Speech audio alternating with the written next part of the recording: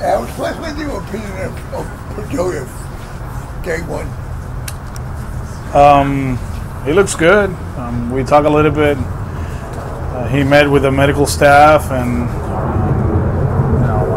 he'll be out there Monday. But I don't know if he hit today or took grounders, but he looks in good spirits.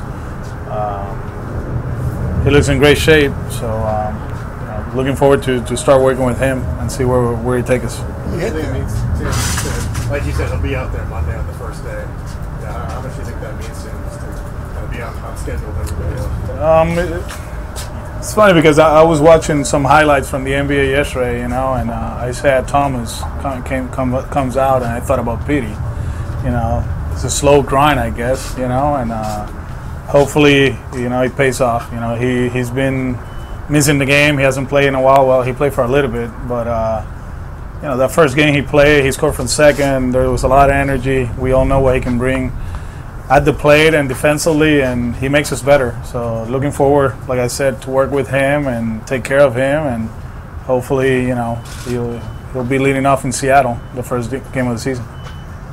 Alex, when you were in the bullpen, can you see a difference in ball work from last year to this time? Yeah, actually, yesterday he was long tossing, and then there's more carry through the ball. Today, it wasn't about, he was actually working with mechanics, which is good. His off season was a normal off season. Like I said the other day, he threw a bullpen. It was 35 pitches. Today, I want to say it was 25 probably. But you can see with the athletes, when you feel right, then you miss one spot or one swing, you know what you're doing, and it felt like today that was the case. So, can't wait for him to go out there and compete and see where he takes us. But if this happens with the way he used to throw the ball, it's a big plus for our ball club. When do you see him being ready? Opening day? Who? Tyler? Tyler's a full go in spring training. Okay. So there's no limitations. Obviously, take care of him, but he's a full go here. How fine is that line that you kind of have to walk with him right now, where he's already here throwing full bullpens, but you want him to be able to do the whole season? First things first. He has to come here and compete and get people out and being able to bounce back. So I'm not going to get ahead to the regular season. That's the most important thing, kind of like with Petey. We have to take care of him, but we have to push him. So there's a fine line there. But with Tyler, it's about progression, and so far so good. Now when he goes out there, he has to compete and get people out, and then be able to bounce back. And if he can do that, I can see him, contributing this season. Can you tell about Embry and Johnson, and how much do they play in your plans? Heater was a big part of what we did last year. At one point, he'll come with traffic and he'll get somebody out. You start looking at his numbers, his strikeouts per innings, and he was one of the best, if not the best, in our pitching staff. His fastball up in the zone, it plays at this level. He struggled with his breaking ball in the second part of the season, and then we made an adjustment. Dana and the pitching department, CB and Vanny, they moved him over the third base side of the rubber, and he got some big outs in the World Series using his breaking ball. So if he has the right mix, he'll be very important for us. BJ, as you know, and Hector, what they did last year was amazing. They were like our MVPs, to be honest with you, in the pitching staff, because to start games, to come in high-level situations late in games, to come in games we were up by a lot or down by a lot, and they were able to bounce back and give us innings. They put everybody else in a spot that they were going to be successful. So we're very proud of what they did last year, and they keep improving. Hector is working his fastball up in the zone, and BJ's working on another pitch. So looking forward for them to go out there and then keep getting better and keep getting people out. How about the job that Vanjie did the whole season? amazing. I was actually thinking about it today. What he brings on a daily basis, besides passion and the love for the organization, is structure and conviction. That's one of the things of our coaching staff. There were a few guys that had a chance to leave, and they stay here for the right reasons, and we're on the same page. I know what I do on a daily basis, but I delegate, and I trust my coaching staff. And you think about what we did last year; they were huge for us. They were huge for me, and I'm glad that they're back and we're here again, and we're getting better. And there's a connection between the coaching staff, the front office, and the players, which is the most important thing. And looking forward, to keep working with them. Alex, a number of guys have already used the phrase "target on our backs." Is that anything that you initiated or encouraged, and what's the significance of that for a team trying to defend a title? Do you want guys sort of knowing that people are out for them and that keeps everybody sharp? Or we do feel that we had it last year after the start. I still remember going to Anaheim. It was a huge series for us because nobody believed the start we had, and people didn't believe we were that good. And from that day on, I think it was Ohtani who pitched on Friday. I think that was a Mookie game that hit 3 home runs. From that day on, we had the target. And although at one point in the season we were in second place, but we felt that people were going to chase us. And I don't know. I do believe that we do a good job staying in the moment. We don't get ahead of ourselves, or we don't look back. If we look back, it's to learn from what we did. The way I see it is a continuation of what we did last year. And we got a lot of guys that were part of what we did last year. We're using a lot of information that put us in a great spot to continue what we did. Like I said yesterday, the whole turn the page thing, and I know I came here the first day, I said we have to turn the page to repeat, but if you think about it, people, when they talk about turning the page, it's something negative. And there was nothing negative about last year. It's just about, turning the page, turning the year. It's 2019. But if we continue to stay with our process and our principles as an organization, we're going to be in a good spot. How can Mookie improve from last year? He can improve. You saw what happened in October, all those takes early in the count. So we'll get back to hunt pitches in the strike zone and drive them. He's in a spot now that he will hit second. He's going to have more opportunities to drive in runs. And, I don't know who's going to hit third, but there's going to be certain days that those two big boys are going to hit back-to-back. So that'll be fun to watch, having Mookie and JD hitting back-to-back. And Benny, I'm not taking away from Benny, because if not, he'll let me know tomorrow. But he should be fun. He should be fun. He works hard. He wants to be the best player in the game. Last year he was amazing in all aspects, defensively, offensively, running the bases. But I guarantee you that although October was great as a group, he found a few things that he needs to get better, and he will. And looking forward for him to go out there and perform and dominate and be the best player that he can be. What will be your lineup? My lineup?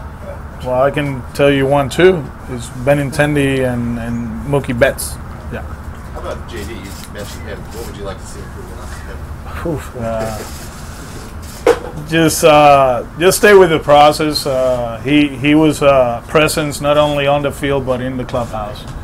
The way he communicates with the players. I actually saw him last week in Miami, and we talked, and the talk was about how we're going to improve as a group this year, which is great. And one of the best hitters, if not the best hitter in the big leagues, is looking for the group to be better. And it's about communication and scouting reports and a few things that he has learned in the off season. And can't wait for him to get here.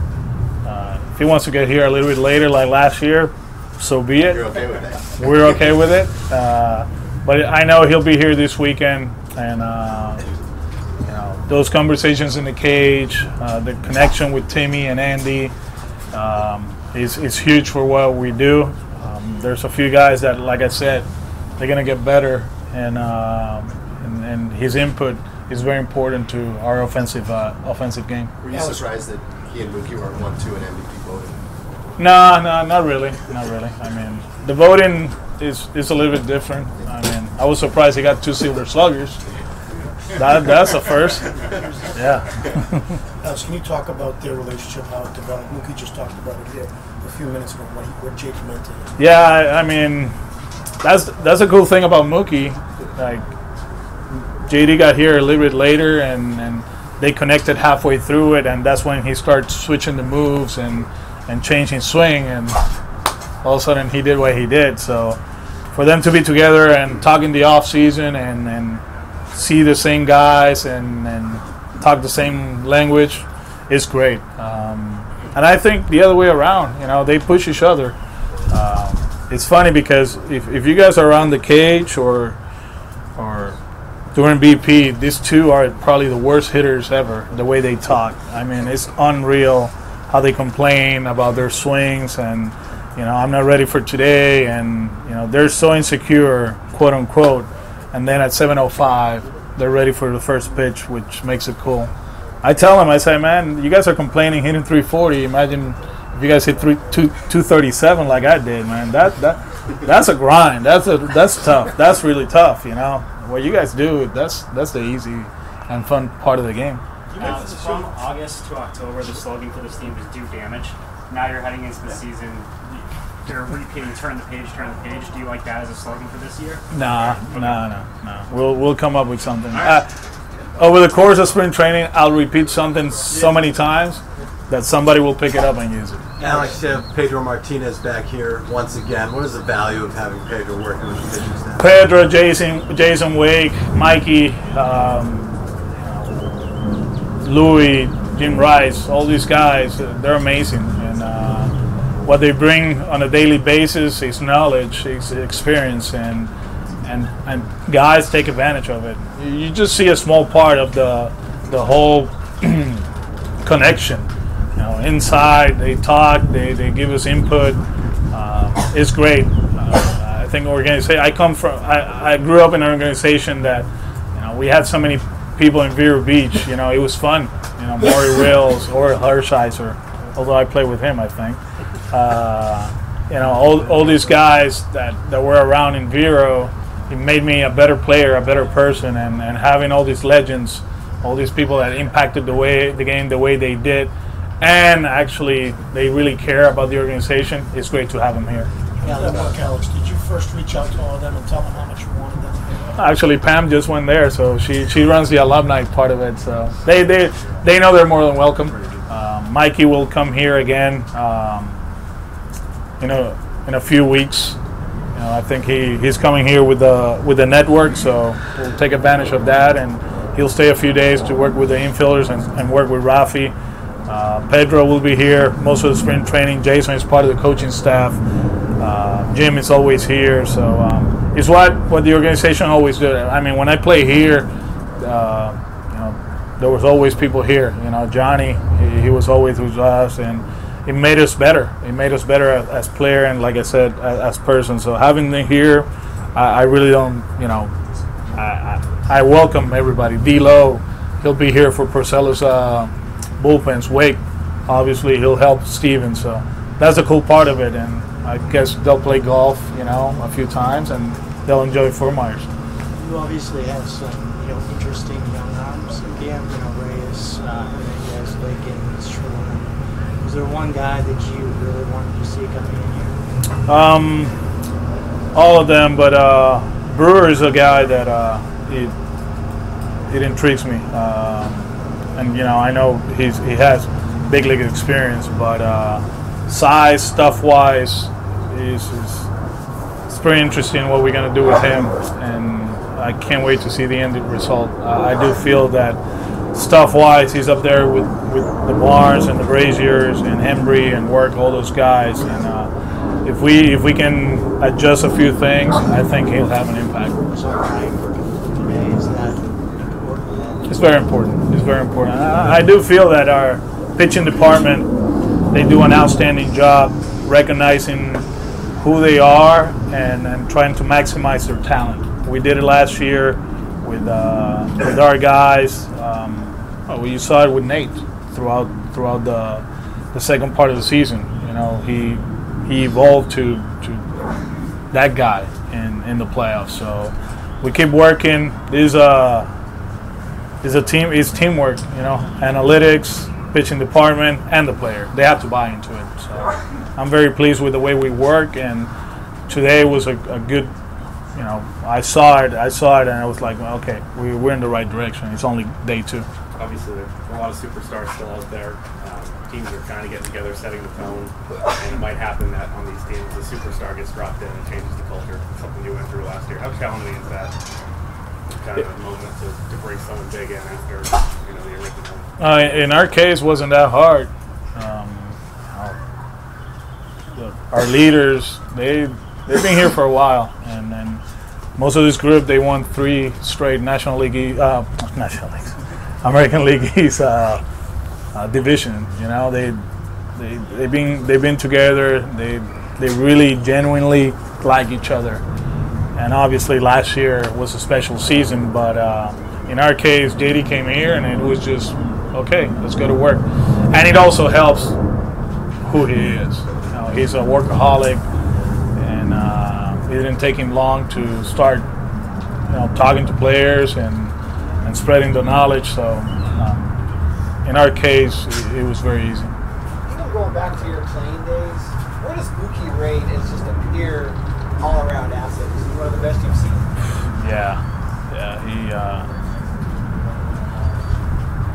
He can do whatever he wants in sports. He can golf. I think they're going tonight or today. They're going to play, and he can shoot the basketball, and he won a tournament in bowling this offseason. So the guy can do it all. He's just gifted. The other guy that I think athletic-wise and with their moves and what they do on a daily basis at that level is Francisco Lindor. Kind of like, skinny but strong and explosive. Those two, they're amazing because they actually maximize everything they have. And the other one, Altuve, like pound for pound, probably the strongest, most powerful guy in the big leagues. The kid is 5'5" and he's hitting bombs, so those 3 guys are amazing at what they do.